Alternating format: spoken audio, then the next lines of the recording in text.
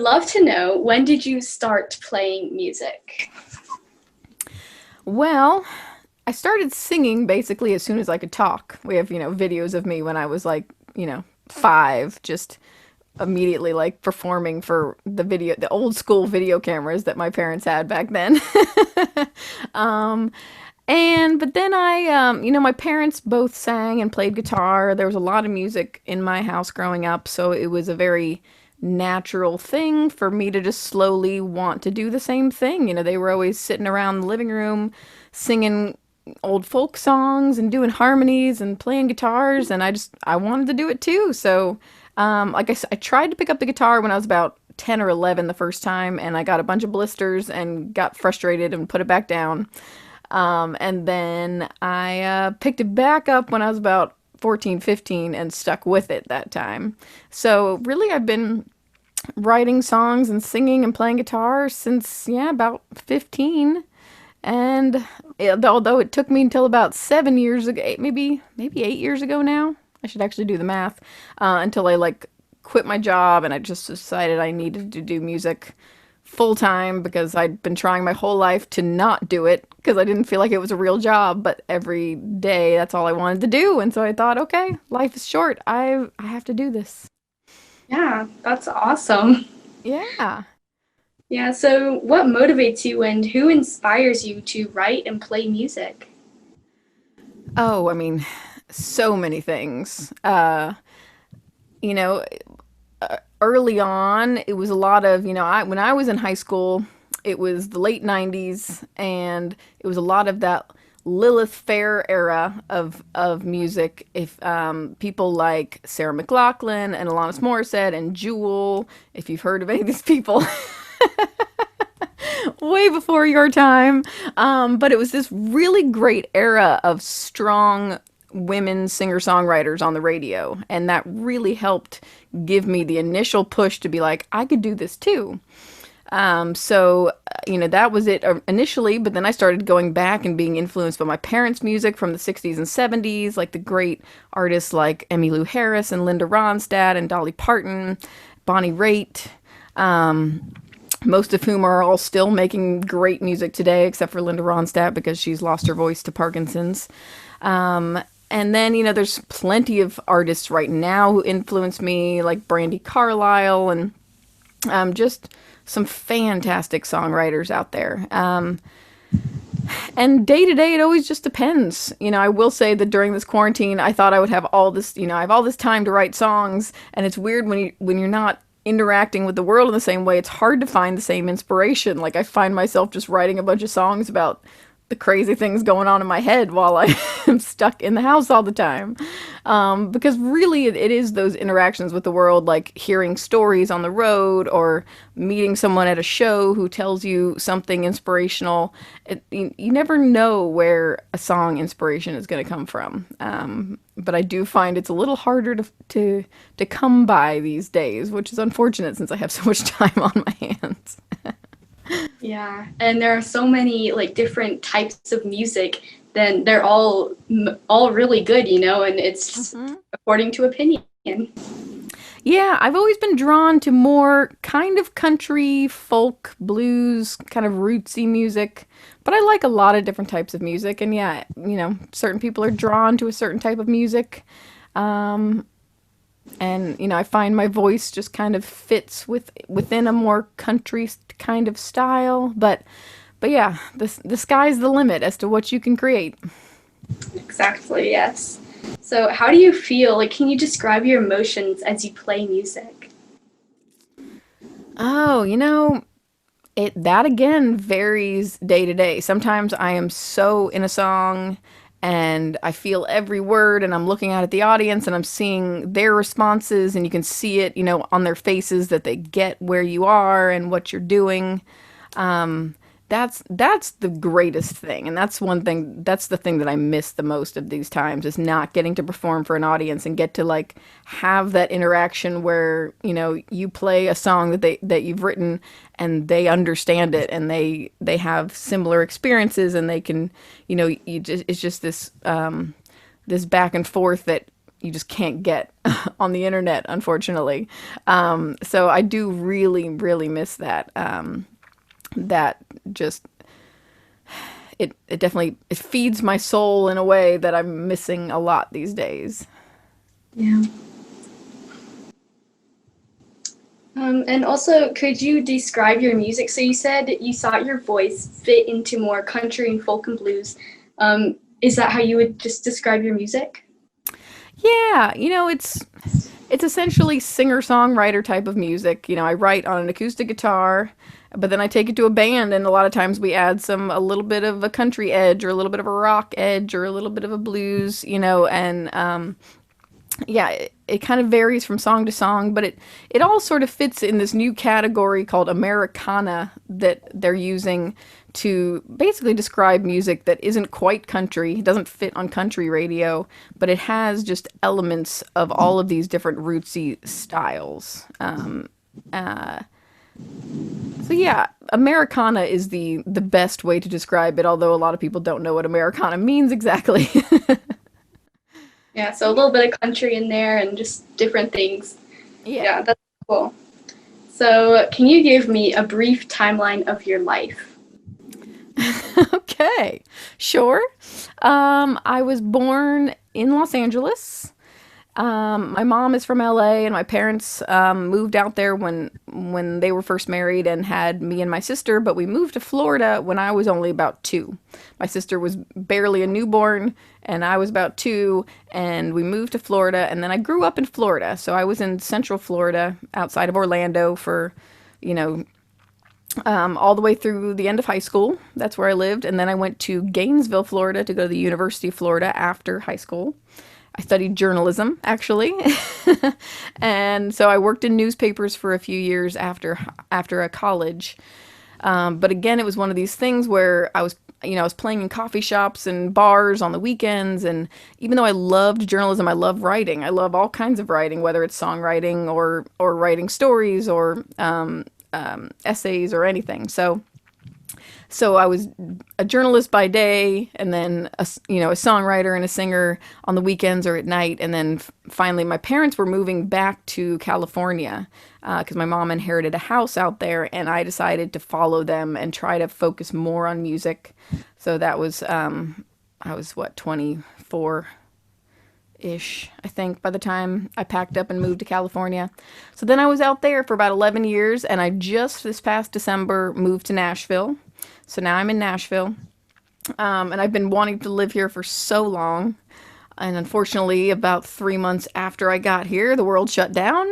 So I didn't get to experience all of the magic of Nashville very long. But even in the 3 months I was here, I had such a fantastic time. I was playing a Linda Ronstadt song at this dive bar outside of town one night, and turned out Linda Ronstadt's cousin was sitting at the bar listening to me sing her cousin's song. Like, just these crazy things happen in Nashville because it's such a small town and so many music people are here, so you just never know who you're going to run into. So I do feel like this is where I'm meant to be, and soon the world will regain some sanity and we'll be able to interact in the way we used to. Sounds so exciting. What a cool place to be. Like, I love it here. This is awesome. That's so cool. It is a good feeling. Like, I feel like I could live here forever. Like, it's just such a cool town. People are so friendly and collaborative. Everybody writes songs together constantly. It's kind of been referred to as the Nashville handshake. Is like, you meet another songwriter and it's like, do you want to write a song together? Like, that's like the first thing out of your mouth, because everybody just wants to write songs and like make new connections, and you never know what song might turn into a hit song. So it's an interesting and very inspiring and collaborative kind of town to live in. Yeah, that's super cool. Yeah. So how has your family been involved throughout your journey? I mean, they're definitely my biggest fans. And along the way, actually on my last album, the title track, my parents and my brother were in the studio the day we were recording it, and they all sing. we all sang together growing up, and we needed some harmonies at the end, and so they all came into the studio and they sang all the backing vocals to go on my big song from the album, and it was so much fun. It's so great to hear their voices come in at the end, and yeah, I mean, they have been pulling for me from the get-go. They're absolutely so supportive, which I feel very lucky for, because I have my fair share of, musician friends I've met along the way whose parents are like, you need to get a real job, And my Yeah. parents have never been one to tell me I needed a real job. They have been absolutely behind me. Yeah. So it's like a family thing of music and all supportive. Yeah, that's really cool. Yeah, it's really wonderful. So I do feel very grateful for that aspect. Hmm. And your choice to leave journalism and just focus on music, I thought that was really brave of you to just switch and kind of into the unknown of the music career. Yes. Absolutely. It was a decision that took a long time for me to get up the guts to do. I will say I was contemplating it for years and years before I just said, "Okay, this is it. I have to do this. If I don't, I'm just always going to wonder, what if I had just put everything I had into music and to see what would happen." So, I finally just decided I just had to do it. Yeah. And it's definitely a roller coaster some days. Music is not an easy industry, but I wouldn't change anything about it. Like, I absolutely love getting to do what I do, even through the rough times. So, Yeah. Yeah, like it's all the things you love and all the things you don't love so much, they just come together and make it what you do love. So, yes, absolutely. There's nothing you could do in life that isn't going to have its fair share of pitfalls and hard times. but that makes it all worth it in the end, though. So, It's true. It absolutely does. And makes for some good songwriting along the way. Some of those hard times make great songs. yeah. So, do you ever feel like you miss journalism, or do you just feel like I pushed that away and now I know what I love? It's music. I mean, there are elements of it that I miss, but I think because I still do so much writing, I don't really feel like I'm necessarily that far away from what I was doing, and I don't miss having the deadlines and having to go out and write a story about the weather when there's a slow news day and things like that. So, but I did learn so much from journalism and made some really amazing friends, and it's a wonderful industry as well that is also really struggling now with newspapers just dying on the vine, which is very sad for the future of the country. I feel, to not have that voice of news and reason and fact in our lives all the time. So yeah. Yeah. So, it sounds like being a former journalist helps you write songs and you get that element of storytelling with your music, so then you can kind of bring it all in. Definitely. It has absolutely, I learned a lot about storytelling through my journalism background, and I think I do take that into a lot of my songs. I've spent a lot of time touring through Texas, where storytelling songs are what everyone does there, and I found myself starting to write a lot of those kinds of songs, and I think it did come a little more naturally to me than others, just because I spent so much time writing stories. So yeah, and I love a good storytelling song. I think it can really connect with people in a powerful way, to tell a story in a way that reaches them and maybe helps them see the world in a slightly new way. Yeah, totally, definitely. So I know that coronavirus has not helped your music career, but are there any other struggles that have come in your way? Um, I mean, there's always struggles with just trying to get your music heard in general. I will say, just the music industry now, in some ways, is much more accessible because the internet makes it so that just about anybody can put out music, they can put out videos, they can, release them to the world, and that's not how it was for most of the last century. But because of that, also, music doesn't have as much money as it used to. People don't have to buy music. They can stream it. It's harder to make it financially feasible, and therefore the record labels and various other entities don't have the money to support up and coming artists anymore.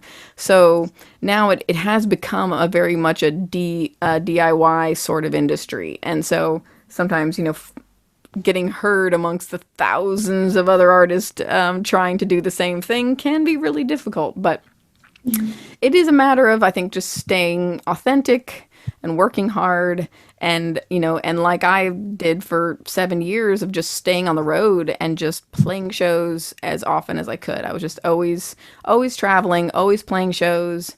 And that has helped me immensely now, because now I'm able to play live stream shows, and because I've made so many fans by just being on the road for so many years, they tune in, and they've actually been supporting me through this. Like, I'm able to pay my rent off of just live streams, which I feel so lucky for, because I know a lot of people who are not able to do that and are having to, start to question, like, do I need to get another job? Do I need to, change my career path in the midst of all of this? And whereas I'm able to just keep it going, at least for now, I'm hoping it'll sustain through the whole thing, however long this goes on. But at least for now, my fans are supporting me, which is just incredibly, I'm very fortunate for that. Yeah. So, what is your favorite song to perform? Well, I was thinking I might play you, I think this is my favorite song, and it's the single off of my last album, and it's the song that my family sang on, if you go listen to the recording of it. So, let me see here. Would you like to hear it? I would love to hear it. Oh, trying to remember, I think I forgot to tune my guitar before this. Let me do that real quick. But this is a song that I wrote about kind of the terrifying nature of just going after your dreams. Of quitting your job and jumping off the cliff and going to be a musician, or whatever it is that, that is anyone's dream that they're going after. Yeah, a real leap of faith there. Absolutely.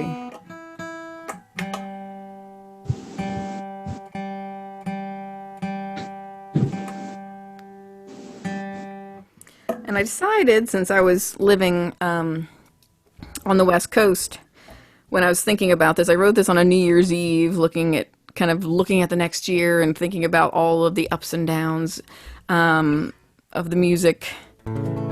And am I still plugged in? Yeah. And I was just kind of imagining, like, sailing off into the blue, and like my dream was like a little speck out on the horizon that I had to just sail off after, whatever came of it, So this song is called The Blue.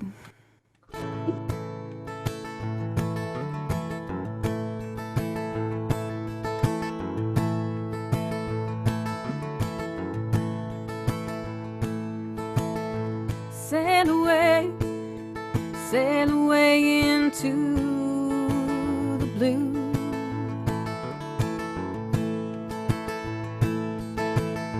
It's out there waiting, could be waiting for you.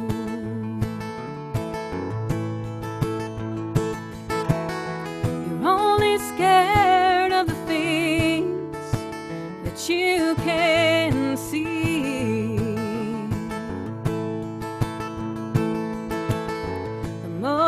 Beautiful things you only see in your dreams.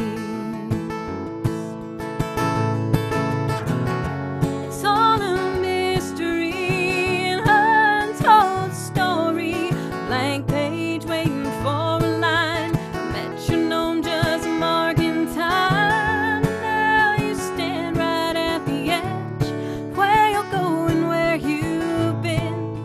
The only certainty is you,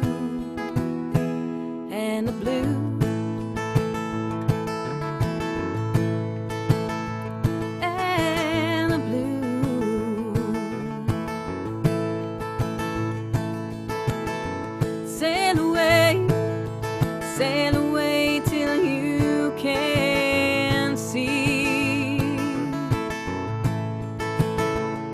a speck of land or the person you used to be.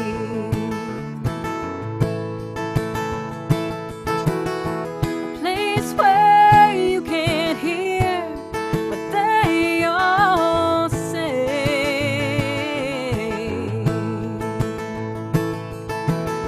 and all the pain and the shame of the world fall away.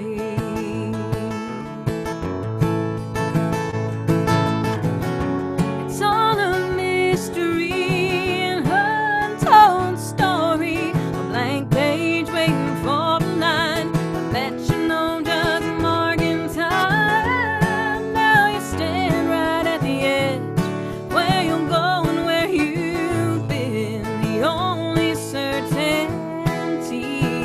is you and the blue.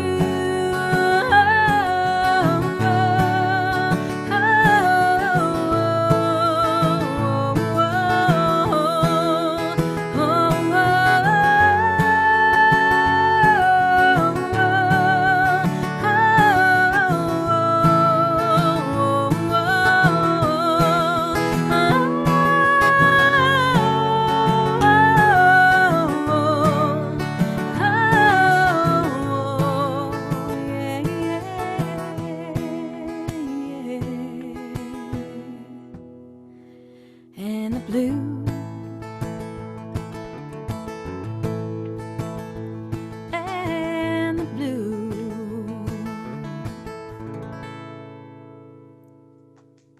That was so amazing. I feel so special. That was so good. I could really Sound okay? imagine. I think I did a pretty good sound check. Hopefully it sounded all right.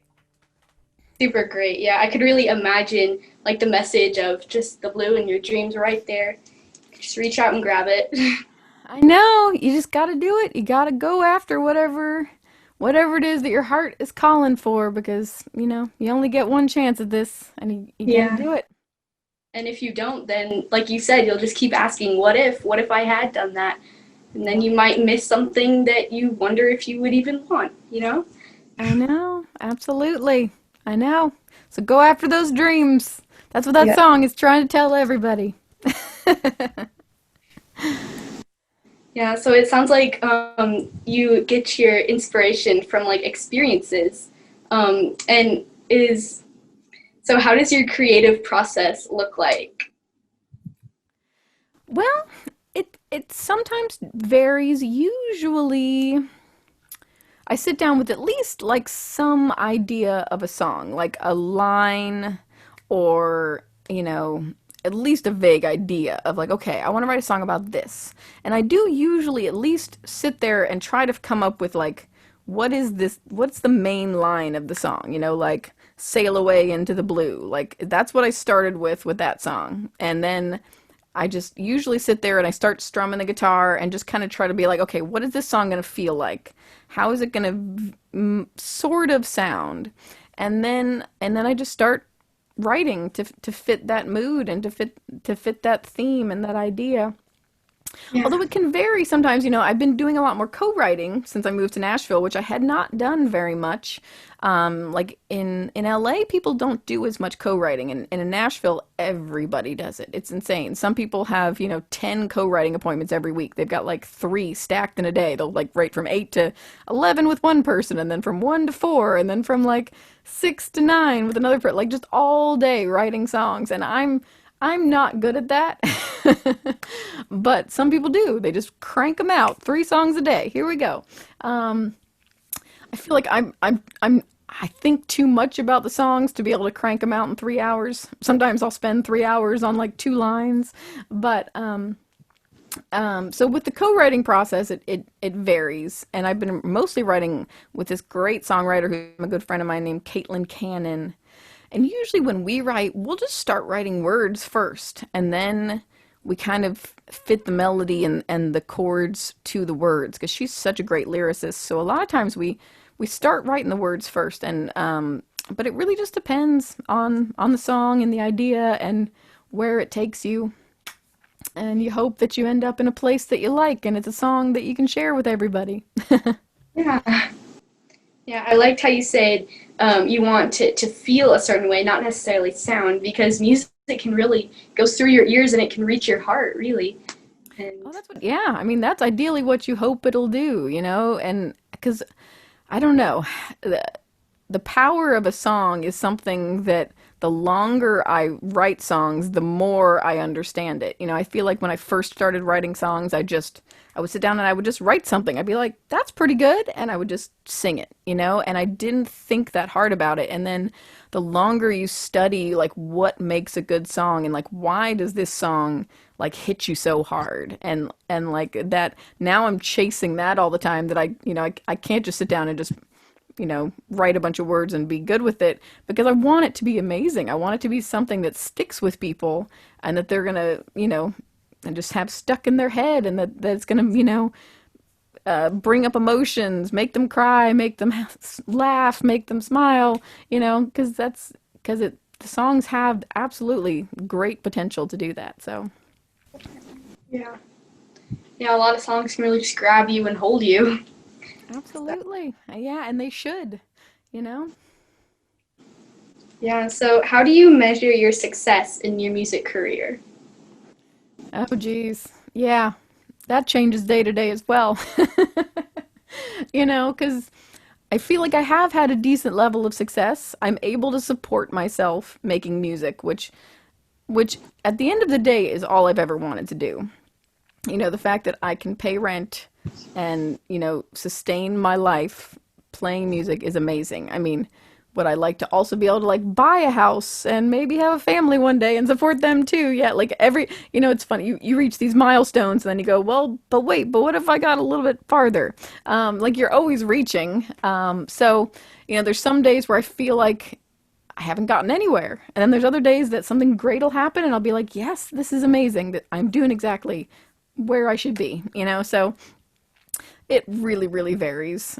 And, I will say with social media, it's hard not to compare yourself to every other person doing the same thing and being like, oh, well, they got there. How have I not gotten there? And you have to like constantly remind yourself not to just compare every achievement to other people's achievements or you'll just drive yourself insane. Definitely, yeah. And again, it's like just keep reaching and and ups and downs too. Like it's all that you love and some things you don't love, but again, it just is all what you love. I don't Yeah, know. it is. It all comes as a package that you have to tackle in order to do what you love. Yeah. So, what is a message that you'd like to share with your fans? Well, I will say that in this insane quarantine time, I think the best thing we can take away from it is the chance to sort of, slow down a bit and examine our lives. And I've really been trying to take time to do that. Now that, although I realize not everybody has that chance, some people are busier now than they ever have been. But I think a lot of people's lives have slowed down quite significantly because we're not able to go out and interact with our friends and we're not able to do so many of the things we used to do.